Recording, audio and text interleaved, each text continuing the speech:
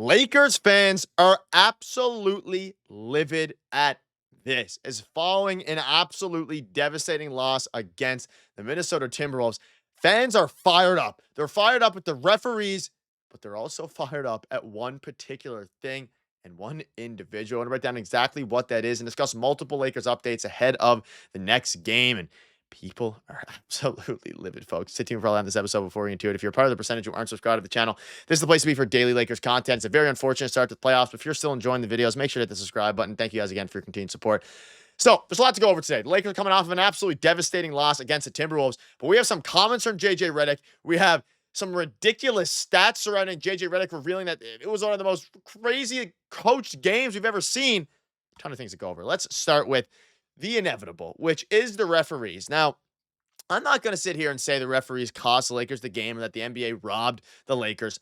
The refereeing was pretty bad, and this is going to kind of set the tone for some of the other things I want to dive into in this video. JJ Redick calls out the referees. Luka got tripped. That was a blatant trip. He doesn't just fall on his own. We should have been at the free throw line. He got fouled. And he also did clarify, which wasn't a part of this quote, conveniently left out. He said, I don't want to blame the referees for this loss. And the loss is not on the referees. There's no doubt about that. It was on probably, everybody else. The players, even JJ Redick himself did not coach a very good game.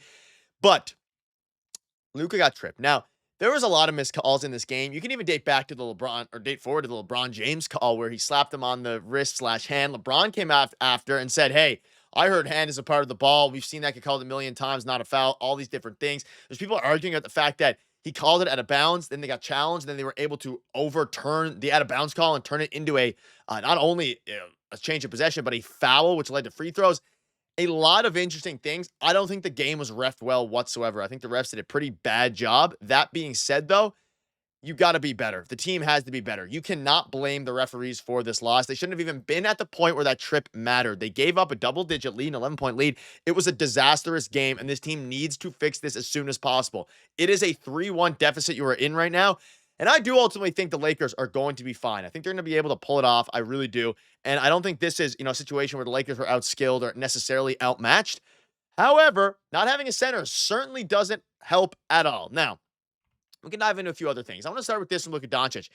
He's having a very solid playoff run. As much talk as there been around Luka, he's averaging 30.7 rebounds, 5 assists, and a steal, 46.5% from the field.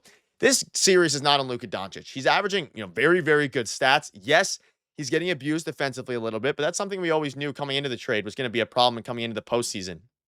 We have to do a better job, the Lakers coach staff, they're also trying to switch him on Naz Reid, which doesn't make a ton of sense either. Naz is a very solid player on both ends. Like, there's a lot of confusing things in this series. And as, if they get eliminated, we'll dive into all of them and things like that. But it is a very interesting thing here. And most importantly, JJ Redick was the first coach ever in the play-by-play era to play 5 players for an entire half. Yes, James, Doncic, Reaves, Hachimura, and Dorian Finney-Smith played 24 minutes in the second half, and they didn't get a single break. They didn't get rest once. They didn't get literally anything. Now, this is kind of split. And I want you guys to let me know down below right now in the comment section, do you think they should have, JJ Redick should have made some sort of subs? Now, the Lakers were leading most of the second half, and I kind of know the thought process, or I assume, the thought process for JJ Redick was, hey, this is basically our game 7. You do not want to go down 3-1. You're going back home, but you don't want to go down 3-1. We're going to play this like it's our game 7, play everybody for the entire second half. But I think it ultimately ended up hurting them a little bit. And we're seeing the same thing, like the Knicks, they play their players a ton, but they were prepared for that during the regular season. LeBron is 40. Luka Doncic is coming off of an injury and isn't in the best, shape as it pertains to, not like you played a full 80 game or even 70, 60 game season where you played a ton.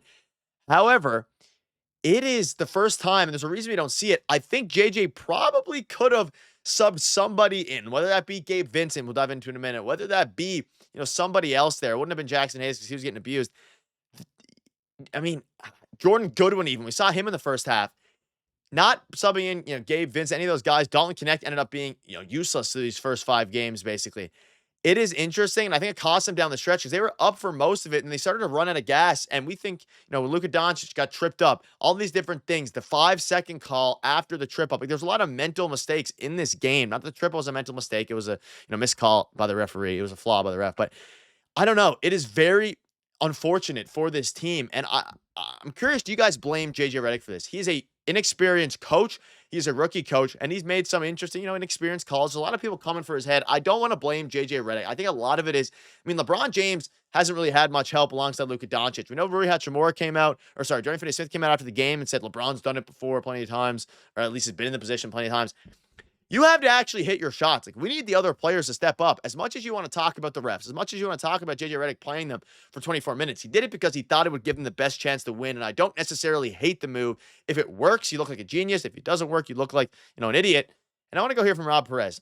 The sequence was chaos. I kind of want to dive into and hear what your guys' thoughts are on it as well. The Lakers call timeout because they think it's their ball and they want to advance it to half court. Refs inform us the Wolves have issued their challenge within 30 seconds of the timeout, so it's now under review, which means the Lakers didn't have to, or the T-Wolves didn't have to use their timeout. The challenge won by Minnesota. They called a foul and shot the free throws. Lakers have no timeouts. And then, of course, Reaves ended up getting an amazing look. Do you think anything here could have been changed? Now, maybe JJ Redick shouldn't have called the timeout, but they wanted to advance the ball because they called it Lakers ball. But then Chris Finch said, hey, he called a timeout. We don't need to call a timeout to challenge. They got to keep their timeout. And then after the free throws, the Lakers ended up actually losing their timeout. So after Ant hit both free throws to make it a 3-point game, they had to inbound it from the backcourt and couldn't call a timeout. Like, it was a disastrous situation. And I don't know. JJ Redick could have waited a little bit, waited until the ball, was inbounded before calling a timeout. See if you can get the ball in quick, or even then, count it down to 4 seconds and then call a timeout. So you get past the point of where Chris Finch within 30 seconds can call or can review if you call a timeout. And worst case, you just at least still have the ball there and can do something. But that's a lot of hindsight work, and I don't really want to do that. But LeBron and they didn't have much help. Rui had a decent game. Hayes is useless. Austin Reaves has not been very good this series whatsoever. He had a wide open look for a game, and he missed it, unfortunately. Gabe Vincent hasn't been great at all in the first half. He didn't do anything, didn't play in the second half, which is, of course, why JJ Redick probably went with these guys. And as much as there are talks about why they did this, their bench players are not playing well. Gabe Vincent's not playing well. Jordan Goodwin, even Jared Vanderbilt, like, they just aren't doing anything. Dalton Knecht has been getting, DNPs, Alex Len, all these different guys. Their backup center, they don't have a center, right? And that's one of the biggest problems. Like, the team is flawed. You can see this here. Lakers don't want off my team next season. Obviously an overreaction, but basically everyone not named LeBron and Luca, and that includes Austin Reaves. And that's, of course, going to be another topic. Like, can Austin Reaves and Luka Doncic fit together? That is a very big point to keep in mind there and keep an eye out for. Dorian Finney-Smith, I've seen Bron do it already. We think we can win this series. We need Dorian Finney-Smith to score some points. Like, he needs to actually hit his shots. He's averaging, less than 10 points a game. He's been disastrous. His time with the Lakers is fine. And again, like we mentioned a million times, his impact is not measured by the box score. It's measured by his defense, things like that. But when you're not scoring, you need someone else to help. But ladies and gentlemen, that'll wrap it up. Let me know down below your thoughts on this. An absolutely disastrous first 4 games. Hopefully the Lakers can come back and take care of business because things are getting very interesting very fast. Thank you guys for watching. See you later.